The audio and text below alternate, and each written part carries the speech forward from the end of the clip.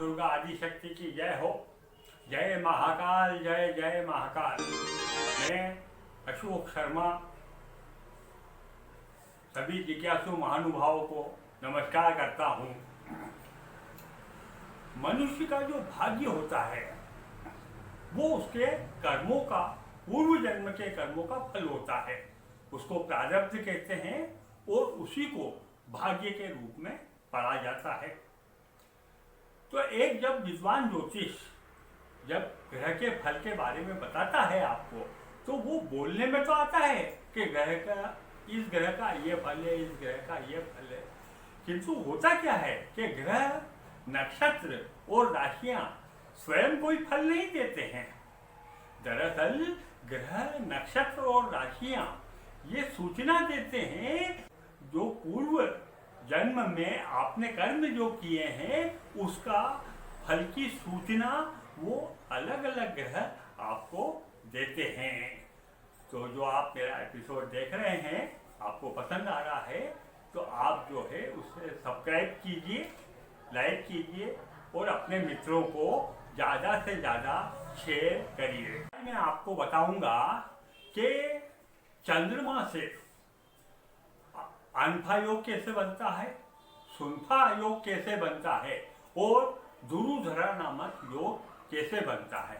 इसमें चंद्रमा के साथ गुरु, शुक्र और शनि को लिया गया है। सूर्य देव को इसमें छोड़ दिया गया है। तो हम देखेंगे कि चंद्रमा जिस भाव में बैठे हुए हैं उस भाव से आगे वाला भाव, यानी कि चंद्रमा से दूसरा भाव और चंद्रमा से 12वां भाव, माने चंद्रमा से पीछे का भाव। तो यदि आगे वाले भाव में इन 5 ग्रह में से कोई ग्रह बैठा है तो सुनफा योग हुआ, और 12वें भाव में कोई ग्रह बैठा हुआ है तो अनफा योग हुआ। तो चंद्रमा से जब अनफा योग और सुनफा योग बनते हैं तो उसके शुभ फल मिलते हैं। और यदि दोनों तरफ, माने दूसरे भाव में भी और 12वें भाव में भी ग्रह हो तो दुरुधरा नाम का योग होता है। चंद्रमा जो है क्षीण नहीं होना चाहिए, इस बात का ध्यान रखना पड़ेगा। तो अब आप देखिए कि हम सुनफा योग लेते हैं कि मान लीजिए चंद्रमा चौथे भाव में बैठा हुआ है और 5वें भाव में यदि मंगल बैठा हुआ है तो सुनफा योग हुआ मंगल से। तो जब मंगल से सुनफा योग होता है तो क्या होता है, मंगल जो है ऊर्जावान है, ऐसा व्यक्ति ऊर्जावान रहेगा, कार्य क्षमता अच्छी रहेगी उसकी, विवाद से नहीं डरने वाला होगा, जमीन भूमि आदि का मालिक रहेगा और अपने परिवार के साथ आनंद जिंदगी गुजारेगा। यदि बुध के साथ सुनफा योग है, मतलब चौथे भाव में चंद्रमा है और 5वें भाव में बुध है, मतलब चंद्रमा से दूसरा भाव बुध हो गया, तो बुध से वह व्यक्ति मधुर वाणी बोलने वाला, चतुराई और नीति संगत बात करने वाला और अच्छे लोगों से संपर्क करने वाला और बढ़िया पारिवारिक जिंदगी जीने वाला धनवान व्यक्ति रहेगा। और यदि गुरु से सुनफा योग है तो वह व्यक्ति विद्वान, पंडित, आचार्य और कई लोगों को मार्गदर्शन देने वाला, शिक्षा देने वाला, आध्यात्मिक ज्ञान का भंडार रहेगा। यदि शुक्र से सुनफा योग होता है तो वह व्यक्ति धनवान, जानवरों को पालने वाला, कलाकारों की इज्जत और कलाकारों की कदर करने वाला, स्वयं कलाकार भी हो सकता है और स्त्रियों से प्रेम करने वाला, इस प्रकार की फल उसको प्राप्त होते हैं। और यदि शनि से सुनफा योग हो तो व्यक्ति बुद्धिमान, सोच समझ कर काम करने वाला, अधिकतर तौर पे नौकरी करने वाला और सभी से सुलझा हुआ व्यवहार करने वाला होता है, किंतु वो थोड़ा मलिन मन हो सकता है। अनफा योग लेते हैं, मतलब चंद्रमा यदि चौथे भाव में बैठा हुआ है तो तीसरा भाव उसका 12वां भाव हुआ।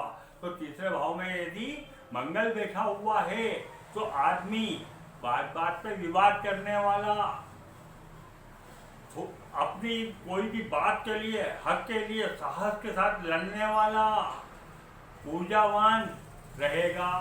और यदि 12वें भाव में चंद्रमा से 12वें भाव में बुध है तो व्यक्ति बुद्धि, चातुर्य और नीतिगत तरीके से काम लेके अपने विवाद को टाल देगा और नीतिगत तरीके से अपने काम करेगा। और यदि गुरु है अनफा योग में, गुरु से अनफा योग है तो वह बड़प्पन दिखाते हुए बुद्धिमानी से अपने कार्य को करता है। और यदि शुक्र से अनफा योग है तो वह व्यक्ति झगड़ा नहीं करते हुए समझाइश से काम लेगा और अपने शत्रुओं पर विजय प्राप्त करेगा, धनवान रहेगा। और यदि शनि से अनफा योग है तो व्यक्ति वाद विवाद करेगा किंतु हल्की भाषा बोलेगा और मलिन मन भी रहेगा। इस प्रकार से मैंने आपको सुनफा और अनफा योग बताए। अब दुरुधरा जो योग होता है वो दुरुधरा योग मतलब दूसरा घर में भी शुभ ग्रह हो और 12वें घर में भी शुभ ग्रह हो और बीच में चंद्रमा हो तो दुरुधरा योग होता है। ऐसे व्यक्ति को अनफा और सुनफा का तो फल मिलता ही है किंतु दुरुधरा का स्पेशल फल मिलता है। और ऐसा व्यक्ति धनवान, सुखी, परिवार के सहित आनंद से अपनी जिंदगी बिताने वाला होता है। एक योग में इन 3 योग के बाद एक केंद्रुम योग और मैं बताता हूं आपको कि यदि चंद्रमा क्षीण हो, कमजोर हो और उसके आसपास मतलब दूसरा घर भी और 12वां घर में भी कोई ग्रह बैठा हुआ नहीं हो और चंद्रमा केंद्र में भी नहीं हो तो केंद्रुम नाम का योग होता है। यह आदमी जातक को गरीबी, कमजोरी, दिमाग में परेशानी, तनावपूर्ण स्थिति और पारिवारिक स्थिति में भी बहुत ज़्यादा कमजोर कर देता है केंद्रुम नाम का योग। आज बस इतना ही। नमस्कार, फिर मिलेंगे।